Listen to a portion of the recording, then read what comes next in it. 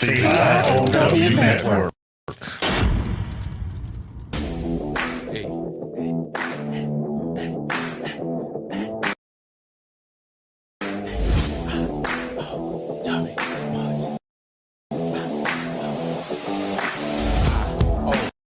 I.O.W. Sports. I.O.W. Sports. I.O.W. Sports.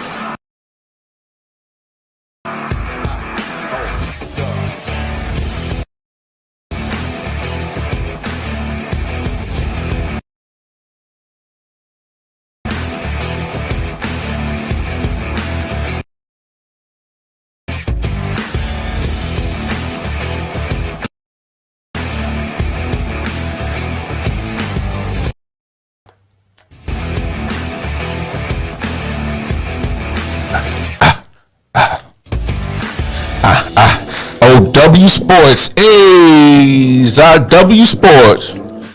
What's up out there, everybody? It's your boy, Walker Carmar, and I'm in the building. What up, though? The man with the Grandmaster plan, Detroit Mail in the building. What's good, big bro? What's good, man? It's another Monday, man. Another Monday. Hey, it's all right. It's another day to get to the money. It's another day to survive. It's another day to hustle. So here we are. We live. I.O.W. Sports. All right. Hope you are tuned in. Facebook, Twitch, YouTube. I.O.W. Sports is the channel. Man, it's just another day trying to get another dollar. Shit, they say, shit, I'm trying to get 15 cents. I'm trying to see who that feels like. Happy post Valentine's Day to all the lovebirds out there that got some cutty last night. I got some cutty. Got some cutty last night. You know, that's what you're supposed to do on Valentine's Day. You know. Dun, dun, dun, dun, dun, dun. Well, you know, had to work it out. Work it out. Yeah, and then we got the single people. Yeah, bro. I used to be in those shoes too. Them shit suck. I still am. It's by choice, right? It's by choice. Okay. It's by choice. Yeah, it's gonna work itself out. I'm about to say, man, don't drive over there, boy. I'm good. I'm good. I mean, don't prune up on us. I'll keep one on deck when it get a little too dry.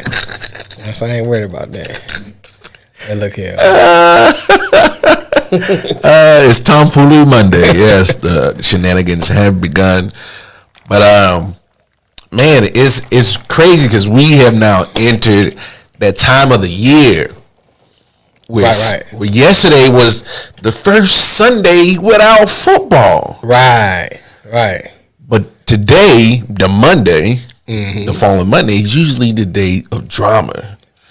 You know, That's all true. the hypothetical and the quote unquote possibilities of player movement begin. Right.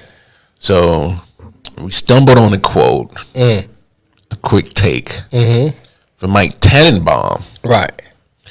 And if you're not familiar with him, of course, he's an analyst on ESPN, the Get Up Show. But he is an actual former general manager. Right. So he's familiar with this position. And he had a take on Dak Prescott. And, you know, we had it somewhat of a format. And then when I heard this, I'm like, got to talk about this. Because what he said... it's the most craziest junk I done ever heard. Right. And this is from a guy that's a former GM. Right. Play that clip, Melly, man. There's another way this could go. And again, Mike Tannen. Okay. And we having technical difficulties. Let's go. He's got these ideas. There we go. And they always turn out to be right. And we talked in our meeting this morning about how Jerry Jones finds himself in the very unique circumstance for him of not having any leverage in this circumstance. So what's one way he could rectify this situation? You know, Greeny, they could get him signed and they could trade him straight up for Deshaun Watson. It's player for player, and it solves one problem for one team and another for Dallas. And when you think about where we are, Jerry Jones has made a $40 to $50 million mistake, Greeny. 2 years ago, it would have been about $32 to $33 million a year for Dak Prescott. Now that number is going to be closer to $40 million. On 5 or 6 years, that's about a $50 million mistake.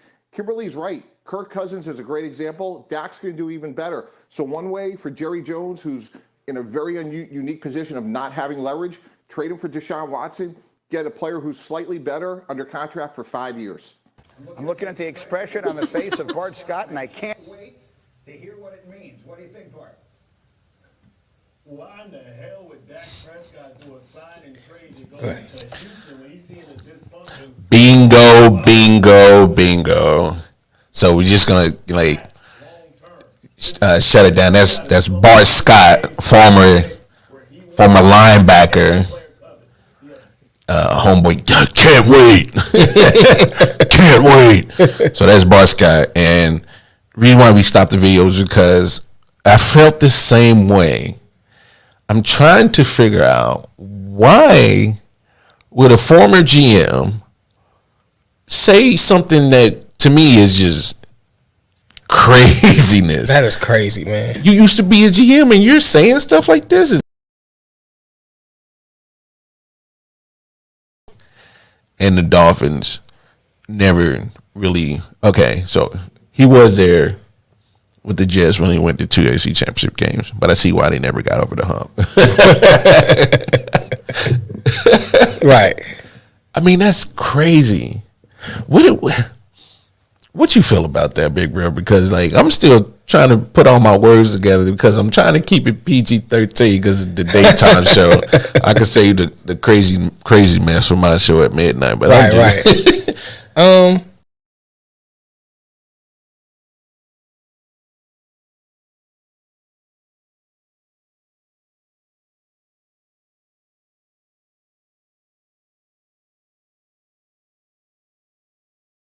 Go for that.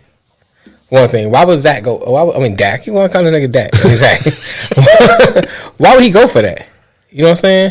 If I was Dak, I wouldn't go for that. Yeah, we've talked about it more than once. Everybody needs to get out of. Everybody's getting out of Houston, right? Well, why in the world would I say if I want the best for me? Why would I put myself in that whole big mess when they already have a Pro Bowl caliber, talent that can take a team to the Super Bowl? Right. Himself wants to get out of there, and Deshaun Watson. What? Who would want to subject themselves to that pain? That doesn't make any sense, man. Here's my thing: if I'm Dak Prescott or Deshaun Watson. First of all, why would Deshaun never mentioned he wanted to go to the Cowboys, so that the Cowboys not even on his list. So that's already a no for Deshaun. Second, if I'm Dak and I'm seeing all the stuff Deshaun going through and shoot J.J. Watt and the rest of them, why do I want to go there? So I don't know what Tannenbaum thought he was talking about. That doesn't make any kind of sense, man. I'm trying to figure out. What exactly was he thinking when he said that? That's why he's not a GM no more.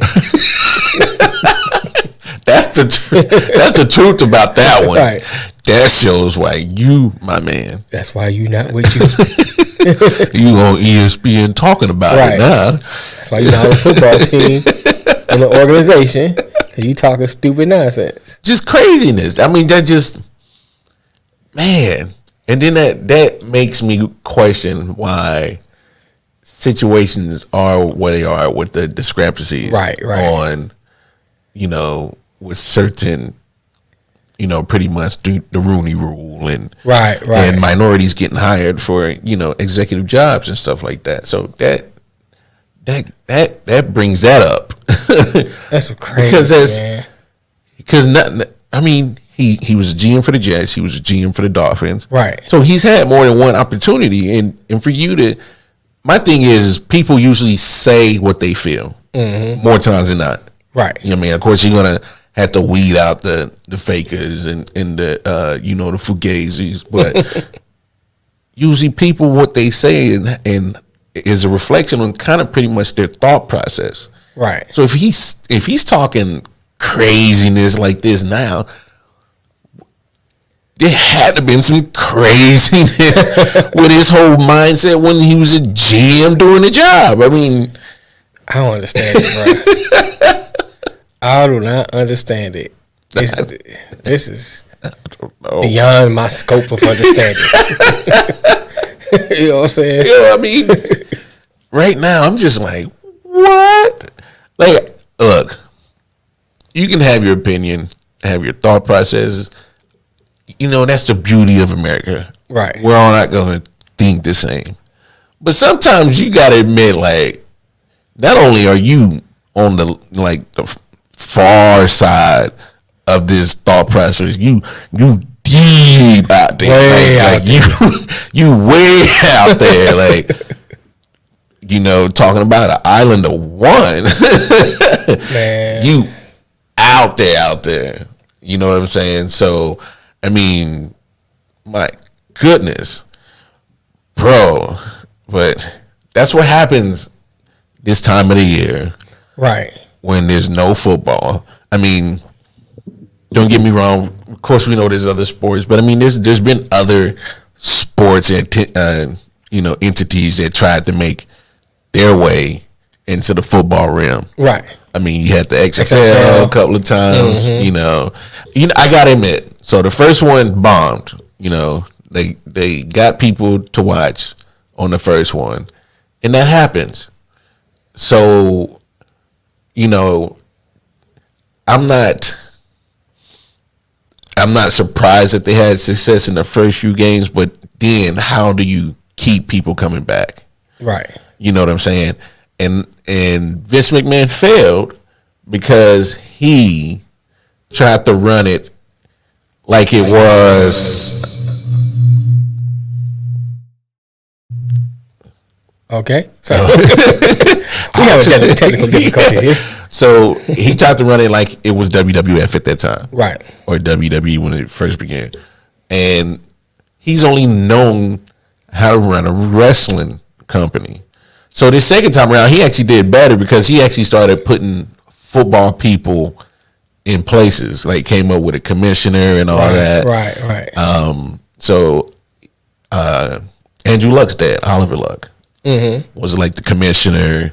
You know, he had set up a pretty much a XFL hierarchy like the NFL would. You know, have a commissioner, have, you know, owner and all that stuff. But I mean, Vince owned all the teams. Right.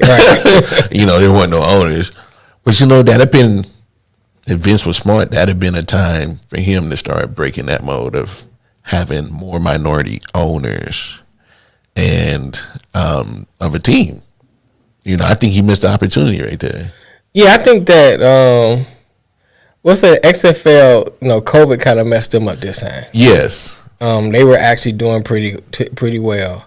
People was talking about it. People was watching it. You know, they was getting some kind of excitement stirred up about the XFL. Mm-hmm.